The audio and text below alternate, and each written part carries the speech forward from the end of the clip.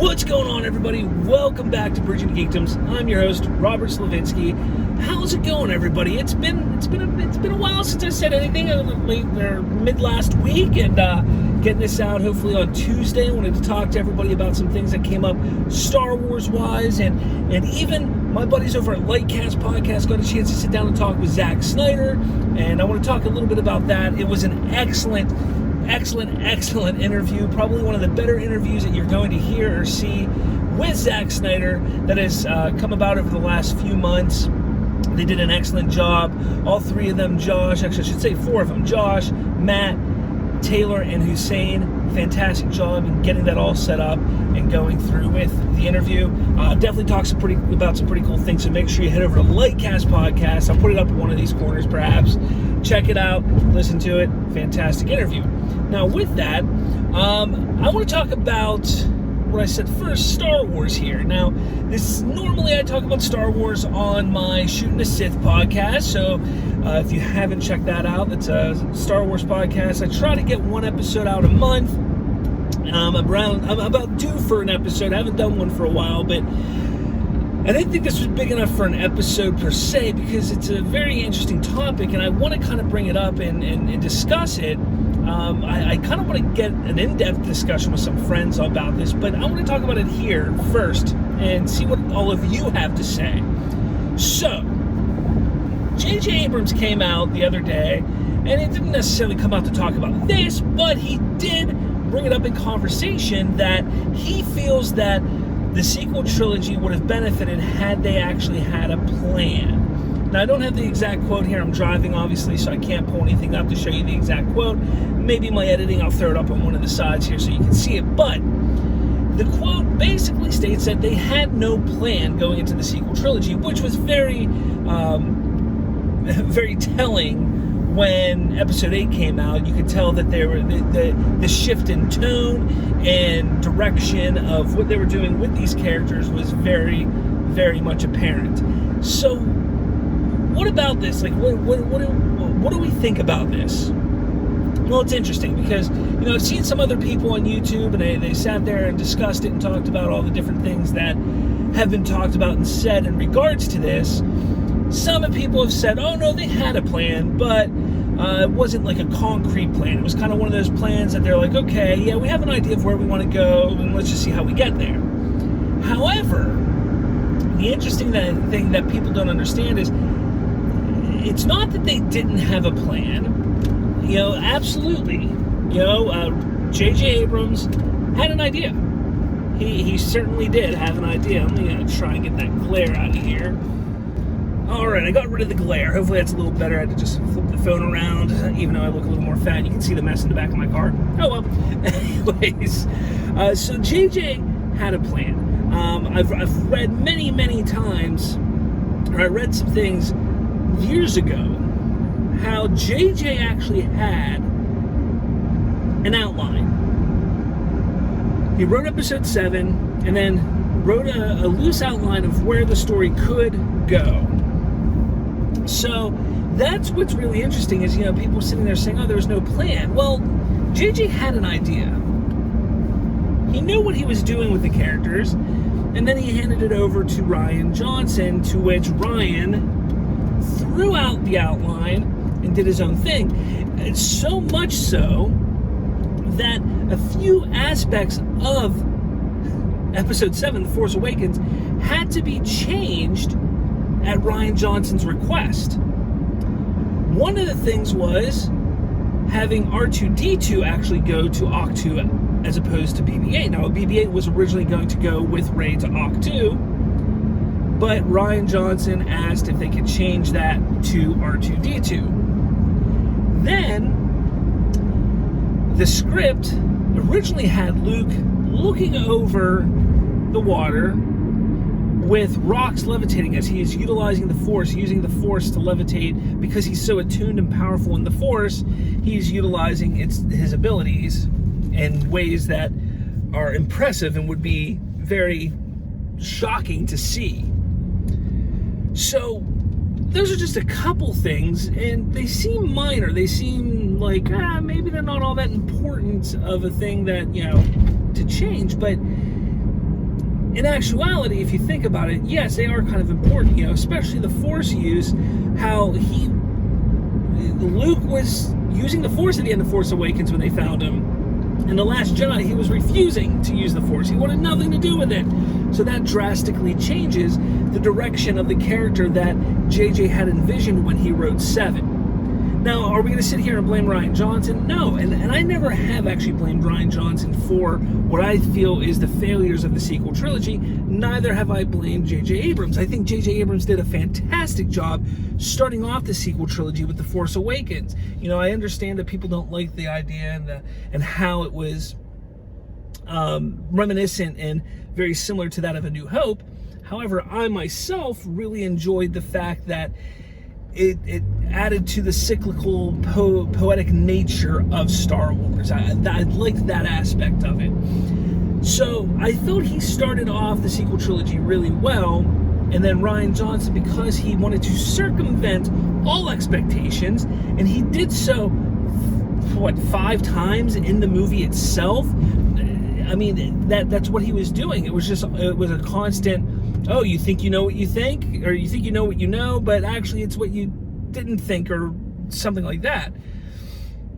So that's kind of my big issue with everything is, why did they have to go that route? It's not necessarily Abrams' fault. It's not necessarily Johnson's fault. In all actuality, I would say that it is Kathy Kennedy's fault for allowing it to be mishandled as it was. Now, you may love the sequel trilogy, and more power to you.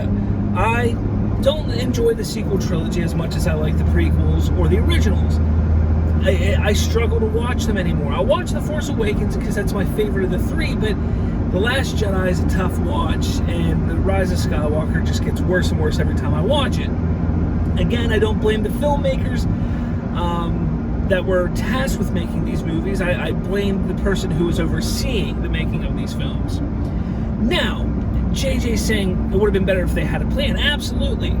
Had they had an understanding that, okay, Rey comes in here, and this is her hero journey. She gets to here, and then she gets to here, and then she's here. If they would have done the proper hero journey and getting her from nobody to reluctant to joining the forces to becoming the master, the hero that she's meant to be, had they followed that as it should have been and actually had a plan on how she got and what she did in each of those parts, the rest could be fill in. It could be, okay, yeah, Poe and Finn are here, Rose you can add here, the Holdo here, Kylo Ren there, all that stuff.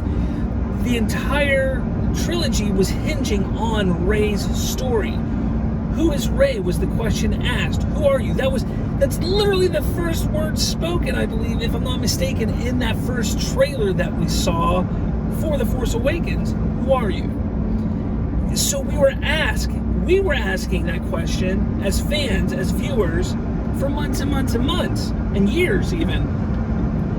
And when the question is finally answered in episode 8, and then again answered in episode 9, it's just, it's a slap in the face. And you notice and realize they had no plan for Rey. All they knew is they wanted a woman protagonist who was strong in the Force and would save the day. It seems like that's all they knew and were worried about and planning on doing with the character, when in essence they had nothing with story. I go back to episode 7, again, the one I like the most, but it was rewritten, during Harrison Ford's recovery whenever his leg was broken on set. And it was rewritten in a way where Poe Dameron is actually added to the film throughout the rest of the film when he was originally supposed to die in the beginning of it. So you can see that they really didn't have a strong, solid plan in place. And yes, that does affect the way a story is told, especially one that is told across multiple movies. And this is very different compared, a lot of people sit there and try and say, well, look at what Marvel did. They're not all connected, blah, blah, blah, blah, blah. But it is a very different formula for the Marvel films than it is Star Wars, especially whenever you are continuing what is known as the Skywalker Saga. The Skywalker Saga is very, very specifically about the Skywalkers.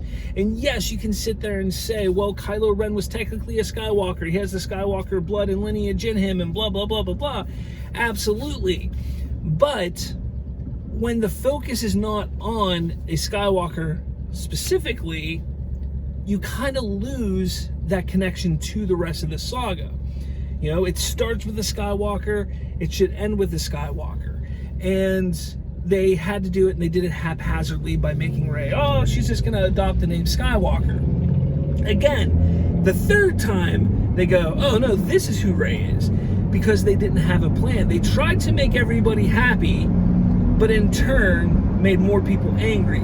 And as I've said multiple times, I feel Kathy Kennedy and what they did with the sequel trilogy has divided the fandom more than anything else.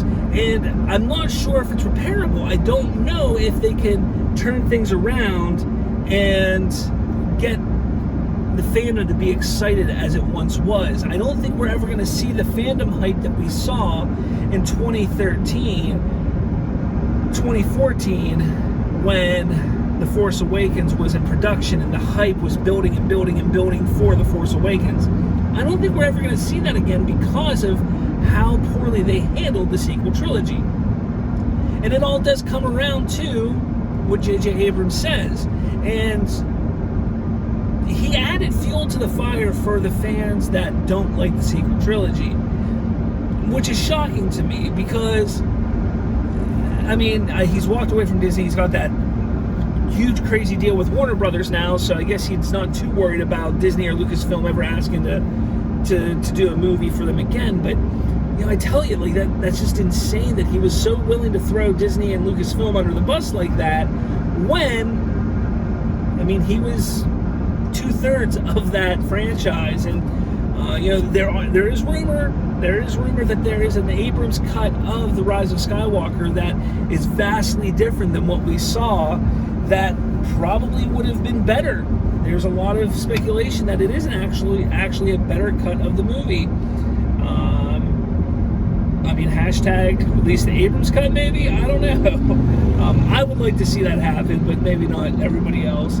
But the way they handle it, Lucasfilm, and the way I see Kathy Kennedy, I don't think we're ever going to see that. It's not going to be anything like what we saw with Warner Brothers and DC with the Snyder cut. It would be nice, but I don't think we're going to see it. But yeah, with all that, let me know in the comments what you think about this. It's pretty crazy to think that JJ has come out and said something like that. What are your thoughts on the current status of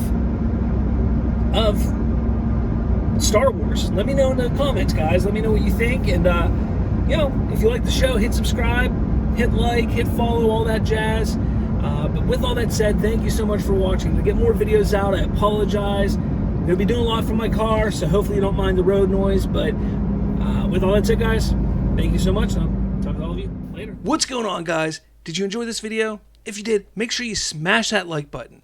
And for more, hit subscribe with that little notification bell. That way, you'll be notified every time a new episode drops. Thanks for watching, and I'll catch you all later.